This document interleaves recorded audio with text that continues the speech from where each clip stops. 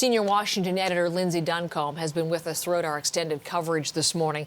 The president for those rioters, those protesters, those violent extremists, that's Donald Trump, and he remains their president.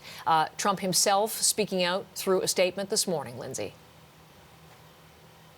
Yes, and in this statement, what is significant about it, Heather, is that the president for the first time is acknowledging that certification of the Electoral College votes, saying that there will be an orderly transition of power on Inauguration Day, just 13 days from now.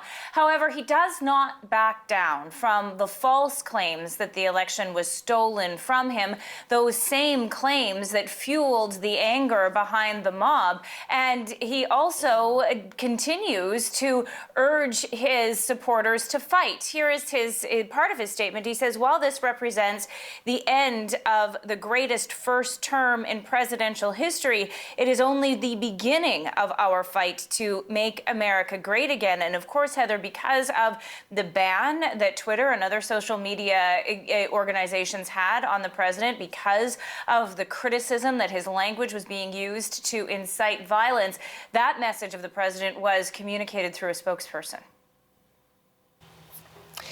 Lindsay, we are getting some breaking news in terms of fallout from all of this. You've been with us all morning. As I mentioned, we've talked about the resignations from within the Trump administration, some loyal staffers.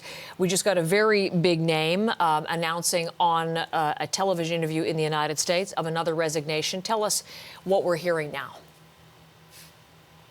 Mick Mulvaney, he is the president's former chief of staff, someone who has been loyal to the administration and was continuing to serve the administration in a special envoy to Northern Ireland role. He will be resigning as a result, or is resigning as a result of what happened yesterday, saying, "I can't do it. I can't stay." And this has also been a breaking point for others inside the administration, including Matt Pottinger. He is the Deputy National Security Advisor, including someone who is the former communications director, currently was serving as the chief of staff to First Lady Melania Trump, Stephanie Grisham. She also has resigned. And there are reports, Heather, that there are more people in top administration positions considering whether or not they want to stay. The other thing that is being considered is what to do next. There are Democrats that are asking Mike Pence, the vice president, to consider invoking the 25th Amendment. That would be a drastic action. It would require a majority of Congress or a majority of cabinet to vote on the president being unfit for office. That is something that Pence was asked about as he left the Capitol after the certification of the vote. Here was his reply. Mr. Vice President, would you support the 25th Amendment against President Trump? Do you believe he should be removed from office after today, sir?